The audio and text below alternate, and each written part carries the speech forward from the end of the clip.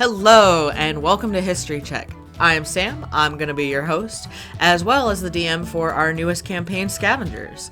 Now, we launched Scavengers this past week, and we're just going to dive right into what happened. We start off on the continent of Orath, which has gone through a massive cataclysm, and due to this event that happened a couple hundred years ago, much of society that was there is now gone. A lot of the towns, the cities were destroyed, certain geographical locations were just completely obliterated, and the society that remained had grouped together around the central part of this continent, where there's a massive inland sea.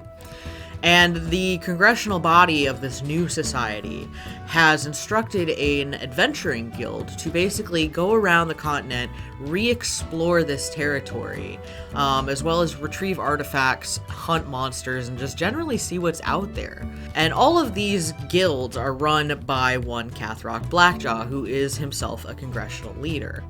So we start with our group of adventurers. We have Sir Plusto, the Bucket Knight, a human fighter who's a former janitor turned knight in service to the child Queen Maria.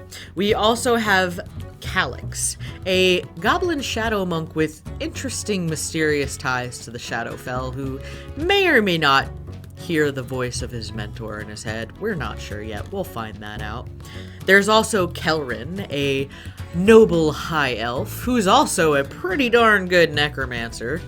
See the kind of stuff he can pull out of the ground. And last but not least, we have Valden Dalforge, a changeling sorcerer whose tribe is seemingly stuck in time. And as they come together to the main keep of the Scavengers, the Adventuring Guild, they're given a career aptitude test, as it were, and sort of bundled up into a group together. Now, due to Kelrin, who is actually the Viscount Kelrin, due to his noble status, they are given a little bit better things in terms of, like, dorm situation, so they're given better room and board. They are also given a assistant, and this assistant is a very happy fellow who just wants to serve them well.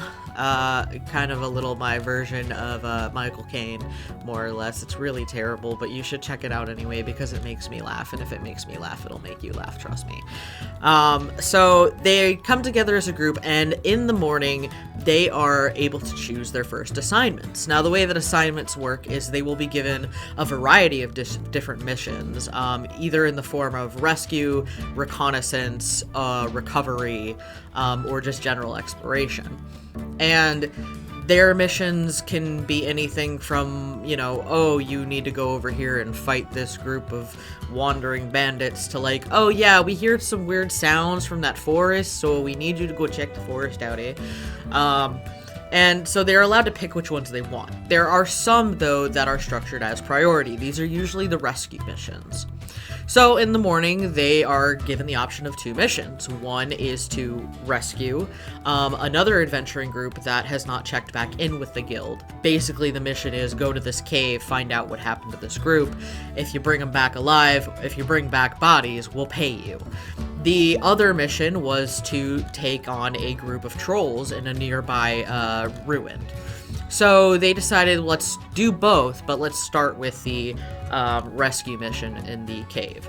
So the team gears up, they get all their stuff together, their lovely servant packs them snacky packies for their journey, and they make their way to these caves. When they get to the caves, they can see that the other adventuring team has had a rope tied down to climb into them. They make their way in, and after a little bit of wandering around, they find the group's initial campsite. And around this campsite are a large number of flumps. Now, for those of you who don't know, flumps are very adorable. They float around, they go or whatever that noise is. They're cute as hell.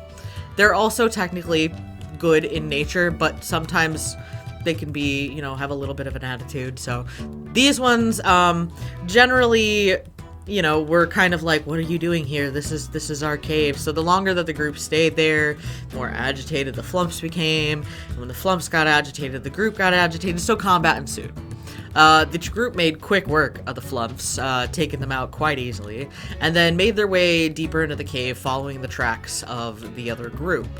they managed actually to sneak past a couple of trolls who were sleeping very soundly. Due to their high stealth rolls, the group basically made it past without any issue.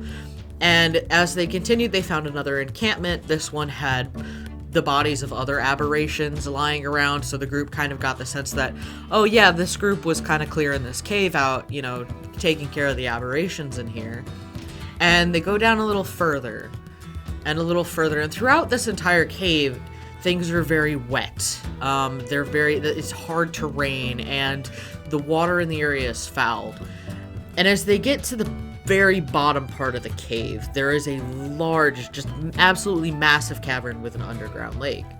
There's also several smaller pools of water, but close to the lake, about 30 feet from the lake, they can see that what appears to be two humanoids just sitting at a fire, just staring into it. So, you know, not wanting to attract unwanted attention, not really sure if this was the group they were looking for, the Viscount Kelrin sent his familiar, a little orange tabby, out to go see, you know, what was going on. And looking through his familiar, you know, didn't really seem to grab the attention of these two people. But when the familiar began to, like, rub up against them, you know, to try to trigger some kind of response, the two humanoids turned hostile. One was a half-orc, the other was a triton. And immediately they started to go on the attack, so the group counterattacked. And throughout this process, you know, they're trying to basically, at this point, they figured out these are two members of the other group. Why are they attacking us? And as they're in combat, they can see the form of an aboleth rising up from the lake. And they kind of realize, oh, the aboleth has, you know, a mental connection with these two guys. We need to break this. Almost immediately, Calix, our goblin monk, was also taken over mentally by the aboleth and started to attack his own party. Now, our spellcasters, they did fantastic. They took their job real seriously. You know, we had Brandon playing Valdendal Forge, who did a really great job as being that utilitarian spellcaster. You know, casting haste where it was needed, using his summon construct to kind of distract the aboleth while they helped their teammates out. And then, you know, you had Kelrin, who was in the back just firing off spells left and right.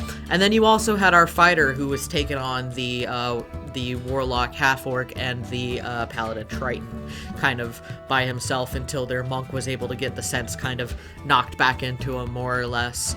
And they did a really good job. This was actually like a deadly encounter that they took care of pretty easily. At the end of combat, the monk was actually sort of grappled by the aboleth right before they killed it, and did contract a little bit of a disease. So as they, you know, they've knocked out the warlock, they've knocked out the paladin, they're trying to wake these guys up after the aboleth is dead. And meanwhile, poor Calix, our little goblin, is sitting there going like, oh my god, my skin, it burns, I need water now. So they take a bucket and they fill it with water and they put their goblin friend in the bucket. That seemed to help a little bit, so they grabbed a barrel, filled that with water, and just dumped them in a barrel. They were able to eventually wake up the paladin and the warlock, and, you know, the two who had been having their minds controlled were kind of like, oh my gosh, like, we killed our friends, you know, that you pointed out where their bodies were. So the necromancer decided, the easiest way to get these bodies back to the guild would be to reanimate them. So after a brief chat with the paladin and the warlock, which the warlock was like, yeah, sure, reanimate them, and the paladin was like, my stars, why would you? They did reanimate their dead compatriots, and with Calix in his barrel, managed to get everybody out of the caves, you know, made successful stealth checks to get back past the jewels. And they managed to get back to the keep, where a cleric was able to cure Calix of this disease. And it was kind of happily ever after, except for the two other group members who were dead but reanimated, but dead technically. Everybody was fine though otherwise.